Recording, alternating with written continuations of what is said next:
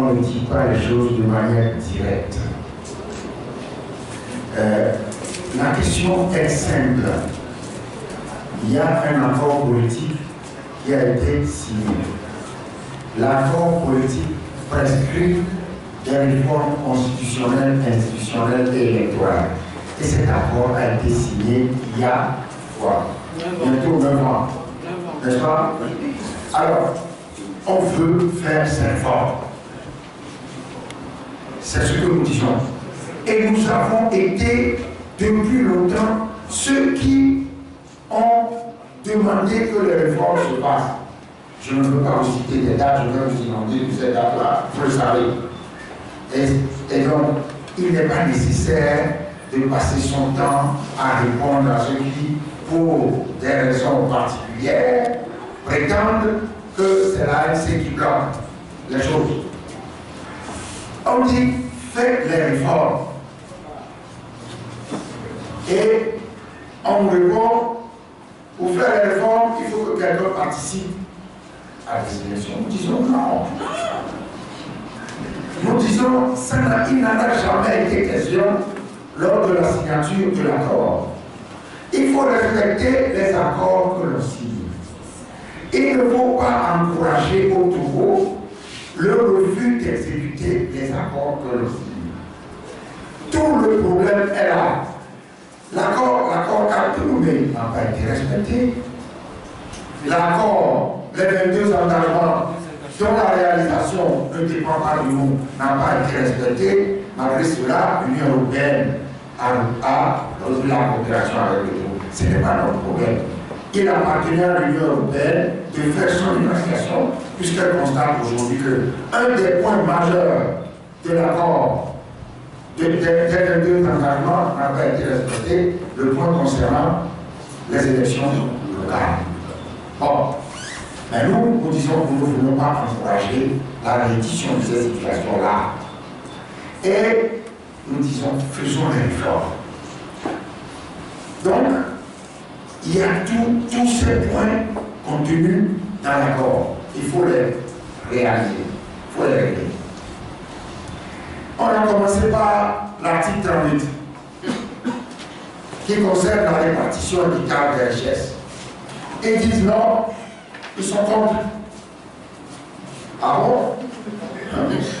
Ah bon? Ce mot qui devrait faire le consensus, puisque c'est le mot utilisé au Togo depuis abondamment, depuis quelque temps, au moins celui-là, on est tous d'accord que, puisque quelqu'un qui est en responsabilité dit que une minorité s'accapare des richesses. Donc faisons une loi pour régler ce problème. Et ils disent non, pour régler ce problème, il faut quoi? Il faut répondre à la question des mandats.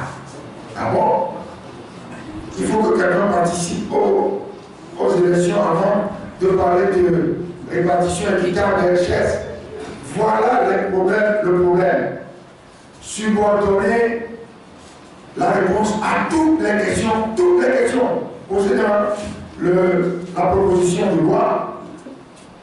On ne bouge pas si vous ne répondez pas à la question est-ce que M. Ford a décidé de faire 2 mandats? Non. 2 mandats, 3 mandats, 6 mandats. C'est la Cour constitutionnelle. Faisons les réformes et laissons la Cour constitutionnelle trancher au vu de la loi. Mais quel est le problème? Est-ce que dire ça, c'est bloquer quelque chose ou être défavorable aux réformes? Dis-moi, parce que je pense que on laisse toutes les élucubrations circuler. Je ne veux pas qualifier ceux qui disent n'importe quoi. Non, je veux respecter leur position, mais il vous appartient de quand même vous interroger sur les raisons qui poussent les gens à dire que ceux qui se battent, j'ai rencontré le chef de l'État le 7 mars, pour lui parler de quoi? Ceux qui disent que la haine c'est blanc, Jean-Pierre blanc, ici terminé. Quand j'ai pris sur moi, parce que Ah, ce n'est pas des choses qui sont faciles à faire. D'écrire au chef de l'État et de le rencontrer pour lui parler des réformes. Ceux qui nous accusent, ils étaient où? Le 22 novembre dernier, ils étaient où? Alors, laissons les gens, ça j'allais dire, laissons les moutons voir. Qui c'est? Laissons les moutons pisser. Parce que ça n'a aucun sens. Ça n'a aucun sens. Ceux qui ont voulu encourager, chercher à encourager le refus de respecter les engagements signés, en proposant, moi je ne veux pas parler de position mondiale, ça c'est vous, je ne veux pas que ça sorte de ma bouche. Je ne veux pas parler de ça, parce que je ne suis pas envoyé à l'Assemblée nationale pour faire autre chose que ce que veulent les populations togolaises.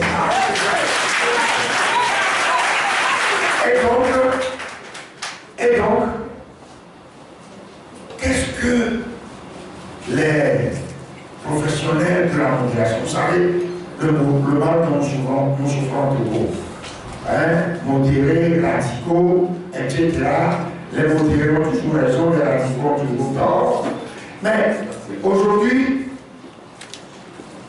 je crois que certains vont beaucoup réfléchir avant de tenter d'encourager celui qui demeure inflexible sur ses positions, qui cherche à imposer qu'on lui concède des choses, et en violation d'un accord signé. C'est celui-là qu'il faut. Aujourd'hui, tout le monde sait qui bloque et qui ne bloque pas, qui ne veut pas des réformes et qui ne veut pas, qui subordonne la réalisation des réformes à la participation de quelqu'un ou non à des élections.